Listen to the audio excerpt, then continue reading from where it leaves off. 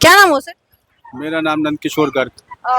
ये बताइए कि अभी जिस तरह से राघव चड्ढा ने भाजपा ज्वाइन किया है और कई सारे भाजपा आम आदमी पार्टी के मतलब राज्यसभा सदस्य भी चले गए साथ, तो इसको लेकर क्या कहेंगे? और जैसे मतलब राघव चड्ढा का पहला बयान भी आया भाजपा को लेकर, इसे कैसे देखते हैं? नहीं, बड़ा पॉजिटिव इनका, मैं पॉजिटिव तरीके से इसको देख रहा हूँ। एक्चुअल में क्या है कि ये जो संगठन है, जिससे जैसे सांसद चुना जाता है, विधायक चुना जाता है, जो पार्टी का संगठन है, उस संगठन की एक भावना होती है और एक थीम होता है कि हम लोग का कैरेक्टर क्या है और हम क्या समाज को दे पा रहे हैं। अब आप लगाइए कि आम आदमी पार्टी दिल्ली में भी थी, केजरीवाल जी कहते रहे कि भाई मैं बहुत कट्टर ईमानदार हूँ।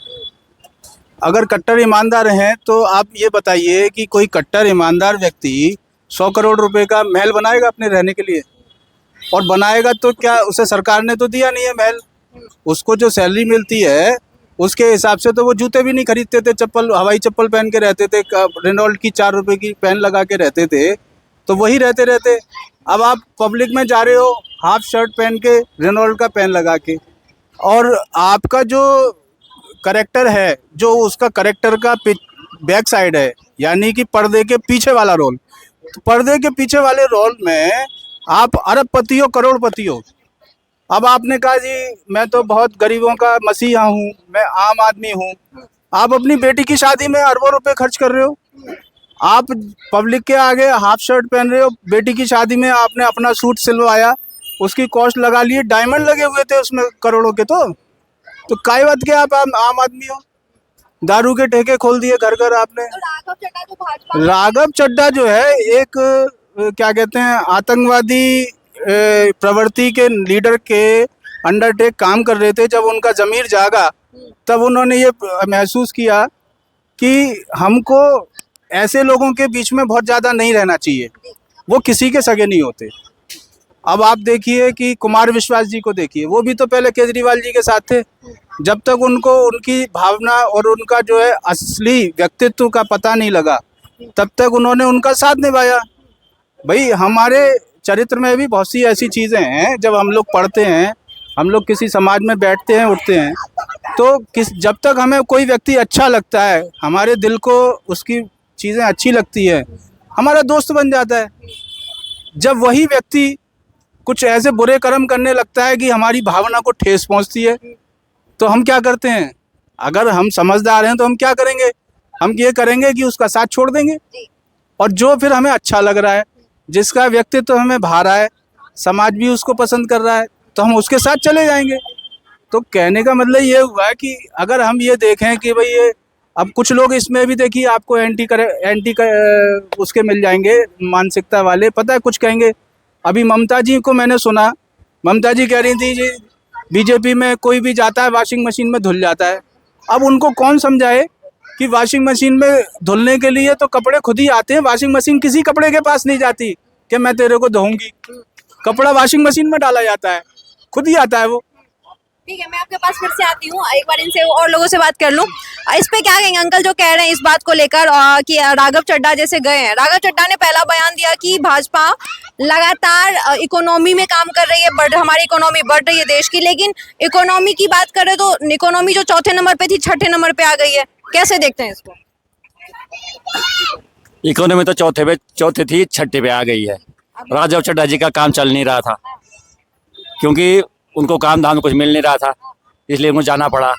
और उनको डर था कहीं मैं अगर काम करता हूँ तो कहीं आईडी सीबीआई न लगा दे पीछे, मेरा काम हो जाएगा। इसको जाना पड़ गया, इसलिए 5-6 हम साथ और भी ले गए।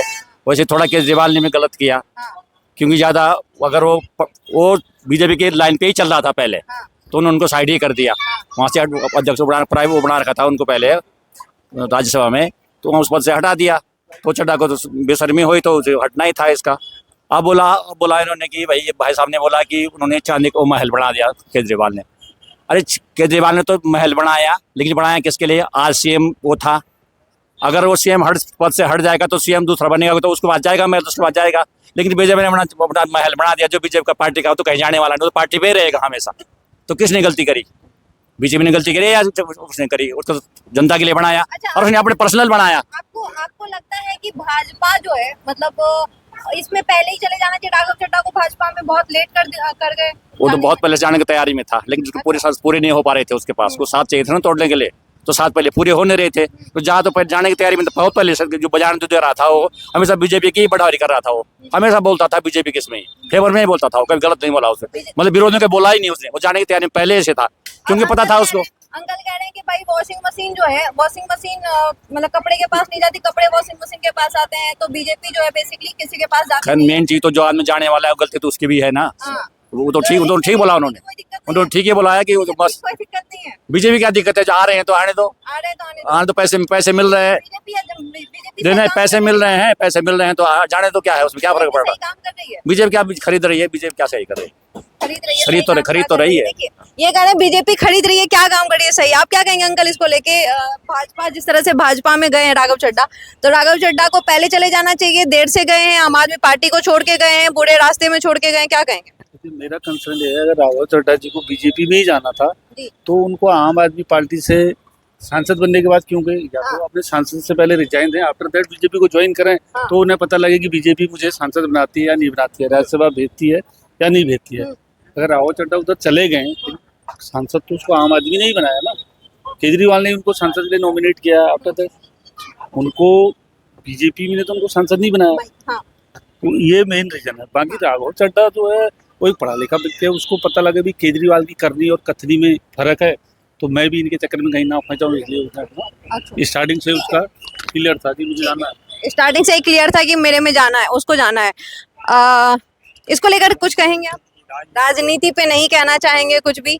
अच्छा, एक और बात बताइए, जिस तरह से आपको लगता है कि राघव चड्ढा ने सही किया भाजपा में जाके, राघव चड्ढा के इस बयान को लेकर क्या कहेंगे? वो कहते हैं कि भाजपा इकोनॉमी को लेकर काम करती है, और इकोनॉमी हमारी चौथे नंबर से तीसरे नंबर पे जाने वाली थी, इसको लेकर एक माहौल भी बनाया गया था, लेकिन अब इकोनॉमी चौथे से छठे पे आ गई है, क्या कहेंगे इसको लेकर? देखिए, इकोनॉमी जो आप कह रही हैं कि चौथे से छठे पे आ गई है, पूरी वर्ल्ड की जब इकोनॉमी चलती है ना, वर्ल्ड में पीस होता है तब उसकी इकोनॉमी हर देश की उस पर फर्क आता है। अभी जैसे ईरान का वार है, अमेरिका का हो रहा है, यूक्रेन का हुआ, रशिया यूक्रेन वॉर की को भी देखे तो हाँ, से हो रहा है, उससे पहले कोविड भी आया था, तो तब भी तो हाँ डिस्टर्ब होती है। फोर्थ पे गई थी, तो हम थर्ड पे जाने की बात कर रहे थे। आप इस वॉर को बीच में अगर आप काउंट कर रहे हैं कि वॉर की वजह से छठे पे गई है, हाँ इससे फर्क पड़ता है, वॉर से फर्क पड़ता है, लेकिन क्या इतना कि 4 से चौथे से छठे पे चला जाए? नहीं, देखिए कुछ ऐसा एनालिसिस कुछ मीडिया ने दिखाया होगा, मैं मना नहीं कर रहा, लेकिन ऐसा नहीं है कि एकदम कुदक्की मार के 2 पॉइंट नीचे आ जाएगी। ये इकोनॉमी ऐसा नहीं है कि बिल्कुल ऐसा हवा का गुब्बारा की एकदम छोड़ दिया ऊपर चला गया एकदम नीचे आ गया। ग्राफ है, स्लो मूवमेंट रहता है, और ये वर्ल्ड वाइड इसका असर रहता है। एकदम कोई भी देश बूम नहीं कर पाता और एकदम किसी की इकोनॉमी नीचे गड्ढे में नहीं जाती, ये कोई ना कोई कारण होते हैं। तो ये कारण भी डिपेंड करते हैं कि पीस कितना है, शांति कितनी है। और अब जैसे कुछ चीज़ें हैं, जैसे ये देखिए हमारा गैस पर भाजपा में बहुत भरोसा करती है, भाजपा एक हाँ, माहौल भी बनाती है, माहौल बनाती है, लेकिन आम जनता के भरोसे को चकनाचूर करने में भाजपा सबसे आगे रहती है, क्योंकि भाजपा किसी भी वादे पे खड़े उतरने के अगर उनके रिकॉर्ड को देखें तो सिर्फ आप एक ये पाइएगा कि राष्ट्रवाद और हिंदूवाद को लेकर वो बहुत आगे रहती है, लेकिन विकासवाद को लेकर कहीं ना कहीं उसमें स्लो देखा जाता है, उनके कामों में स्लो देखा जाता है। क्या मैडम अगर आप डेटा उठा के देखेंगे ना, हाँ, डेटा की बात, तो हमारे जो हाईवे बन रहे हैं, जो कांग्रेस गवर्नमेंट में बन रहे थे हमारे, मतलब हम तो उसी से कंपेयर करेंगे, नितिन गडकरी के उसमें हाँ, बहुत अच्छा हो रहा है काम, जो हम तो कंपेयर वहीं से करेंगे ना कि हमारे देश में स्वतंत्रता के बाद कौन सी गवर्नमेंट आई और अब कौन सी गवर्नमेंट है। अगर उसके कंपेयर में चार्ट उठा के आप देखेंगी तो डबल से भी ज़्यादा हमारा पर डे हाईवे बनता है, ठीक है। तो और कंस्ट्रक्शन में आप आ जाइए, सिविल कंस्ट्रक्शन में आप आ जाइए, तो पर डे जो उसका एपिटा निकलेगा वो कम से कम 3 गुना निकलेगा। तो ये तो कारण है लगातार मतलब कि पुल ढहने का, या फिर जो बन रहे मतलब जल्दी बन रहे हैं बनाने के चक्कर में, नहीं जल्दी नहीं कॉम्प्रोमाइज किया जा रहा है। नहीं गवर्नमेंट, देखिए गवर्नमेंट का अब जो काम होता है, जैसे कोई उन पर आया रिक्वायरमेंट आई, टेंडर दे देने का काम होता है, लेकिन कॉन्ट्रैक्टर नहीं क्वालिटी चेक के लिए होता है, जो कंपनी है उसका पूरा सारा कुछ चेक होता है, और उसकी एलिजिबिलिटी क्या है, कितना उसने वर्क किया है, ये भी डिपेंड होता है। और ऐसी बात नहीं है कि मान लीजिए आपने कह दिया भाई पुल गिर गया, तो पुल गिर गया तो उसमें जनता का कोई पैसे का लॉस नहीं होता। जनता का लॉस नहीं होता। आप टेक्निकली मैं आपको बताऊं, जब भी कोई आप टेंडर लेंगे, कोई भी वेंडर टेंडर लेता है, 5% की उसकी बैंक गारंटी लगती है और 5% EMD उसकी जमा होती है। 10% का उसका अपना पैसा होता है और जो वो लागत लगाता है। तो उसमें पहले ही जब आप टेंडर भरेंगे तो जो कॉन्ट्रैक्ट साइन होता है ना वेंडर और गवर्नमेंट के बीच में, उसमें ये होता है कि आपको इतने साल की इसकी मेंटेनेंस देनी पड़ेगी और मेंटेनेंस नहीं करेंगे, कोई डैमेज होता है तो उसकी भरपाई वेंडर करता है। बात करके बहुत खुशी हुई। और जिस तरह से ये बातें की जा रही है, तो जिस तरह से आपने अभी देखा, अभी लगातार हमने लोगों से बात की कि जिस तरह से राघव चड्ढा आम आदमी छोड़ के भाजपा में गए और भाजपा में जाने के बाद जो उनका पहला बयान आया था कि जो भाजपा है इकोनॉमी पे बहुत बढ़िया काम कर रही है, टेररिज्म के ऊपर भी बहुत अच्छा काम कर रही है, इन सब को लेकर जनता से बातचीत हुई। आपको क्या कुछ लगता है, कमेंट बॉक्स में अपनी राय बताइए। जय हिंद।